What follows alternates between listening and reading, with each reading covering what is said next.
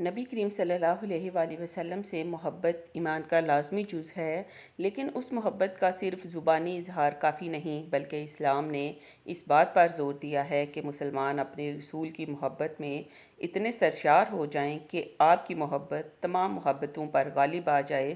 اللہ تعالیٰ اپنے پیارے محبوب سے بے حد محبت فرماتا ہے اور انہی لوگوں کو عزیز رکھتا ہے جو اس کے محبوب سے محبت کرتے ہیں، اور ان کا درجہ اور مرتبہ تو اس کی بارگاہ میں بہت بلند ہے جو حضور سے عشق کرتے ہیں۔ ایسے ہی عاشقان رسول صلی اللہ علیہ وآلہ وسلم میں صحابہ اکرام کے بعد سر فہرست نام حضرت اویس کرنی کا ہے۔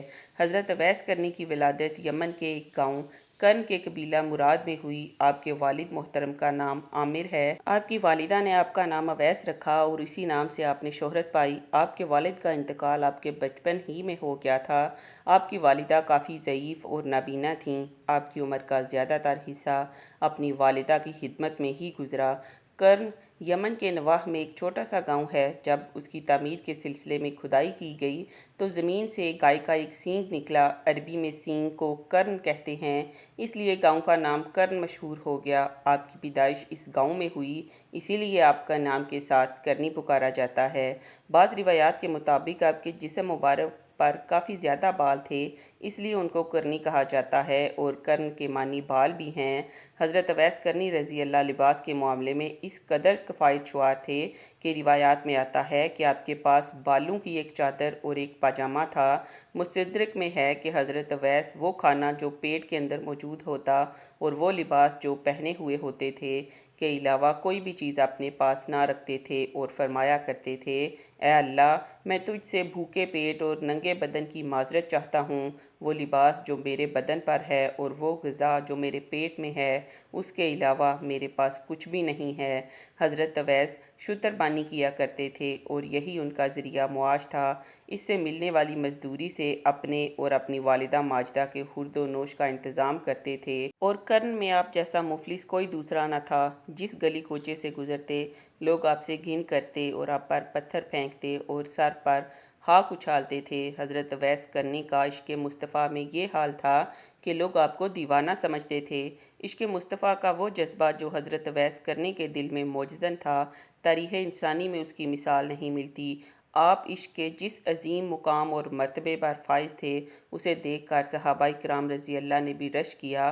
حضرت اویس کرنی نبی کریم کی زیارت نہیں کر سکے، لیکن دل میں حسرت بہت تھی کہ حضور کا دیدار کر لوں۔ بوڑھی ماں تھی اور ان کی خدمت آپ کو حضور کے دیدار سے روکے ہوئے تھی۔ ادھر حضور یمن کی طرف رخ کر کے کہا کرتے تھے کہ مجھے یمن سے اپنے دوست کی خوشبو آ رہی ہے۔ ایک صحابی نے کہا، حضور، آپ اس سے اتنا پیار کرتے ہیں اور وہ ہے کہ آپ سے ملنے بھی نہیں آئے؟ تو آپ نے فرمایا کہ اس کی بوڑھی اور نابینا ماں ہے، جس کی اویس بہت خدمت کرتا ہے، اور اپنی بوڑھی ماں کو وہ تنہا چھوڑ کر نہیں آ سکتا۔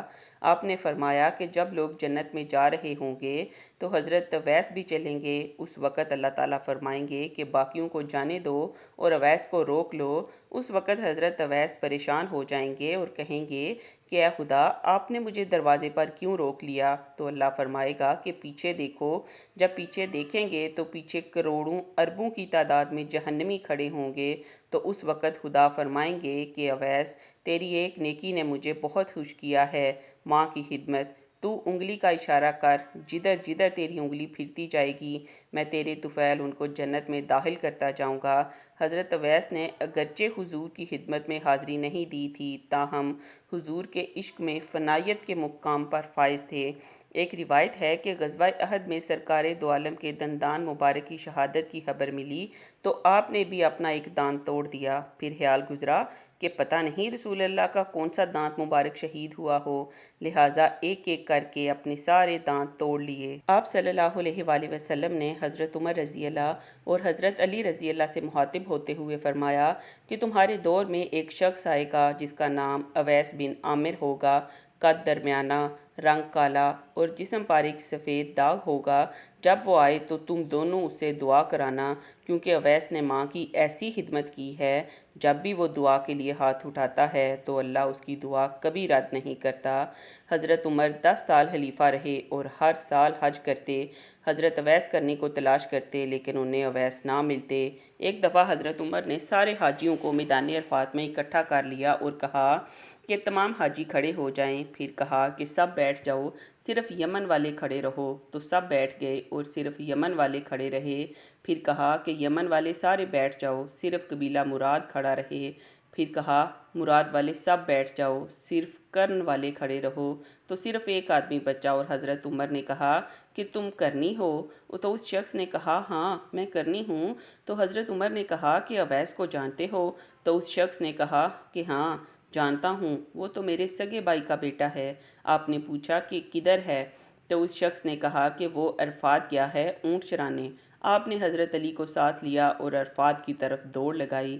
جب وہاں پہنچے تو دیکھا کہ اویس کرنی درخت کے نیچے نماز پڑھ رہے ہیں اور اونٹ چاروں طرف چر رہے ہیں۔ آپ دونوں آ کر بیٹھ گئے اور حضرت اویس کرنی کی نماز ختم ہونے کا انتظار کرنے لگے۔ جب ان کی نماز ختم ہو گئی تو حضرت عمر نے پوچھا کون ہو بھائی؟ تو حضرت اویس نے کہا میں اللہ کا بندہ ہوں۔ تو حضرت عمر نے کہا کہ سارے ہی اللہ کے بندے ہیں، لیکن تمہارا نام کیا ہے؟ تو حضرت اویس نے کہا کہ آپ کون ہیں؟ حضرت علی نے کہا کہ یہ امیر المومنین عمر بن خطاب ہیں اور میں علی بن ابی طالب ہوں۔ حضرت اویس کا یہ سننا تھا کہ وہ تھر تھر کانپنے لگے اور کہا کہ جی میں معافی چاہتا ہوں، میں نے آپ کو پہچانا نہیں تھا، میں تو پہلی دفعہ حج پر آیا ہوں۔ حضرت عمر نے کہا کہ تم اویس ہو؟ تو انہوں نے کہا ہاں میں ہی اویس ہوں۔ حضرت عمر نے کہا کہ ہاتھ اٹھا اور ہمارے لیے دعا کر۔ وہ رونے لگے اور کہا کہ میں دعا کروں؟ آپ لوگ سردار اور میں نوکر آپ کا، اور میں آپ لوگوں کے لیے دعا کروں؟ تو حضرت عمر نے کہا کہ ہاں اللہ کے نبی کا حکم تھا کہ اویس جب بھی آئے تو اس سے دعا کرانا۔ پھر آپ نے حضرت عمر کے لیے مغفرت کی دعا فرمائی۔ پھر حضرت عمر نے ان سے دریافت کیا آپ کہاں جانا چاہتے ہیں؟ انہوں نے کہا میں کوفہ جانا چاہتا ہوں۔ حضرت عمر نے کہا کیا کوفہ کے گورنر کے نام خط نہ لکھ دوں؟ آپ اسی کی مہمان نوازی میں رہو گے؟ تو انہوں نے کہا میں گمنام رہوں گا تو مجھے زیادہ اچھا لگے گا۔ راوی کہتے ہیں جب آئندہ سال حج کے موقع پر ان کے قبیلے کا سربراہ ملا اور اس کی ملاقات حضرت عمر سے ہوئی تو انہوں نے ان سے اویس کرنی کے بارے میں استفسار کیا، تو اس نے جواب دیا کہ میں اسے قسم پرسی اور ناداری کی حالت میں چھوڑ کر آیا ہوں۔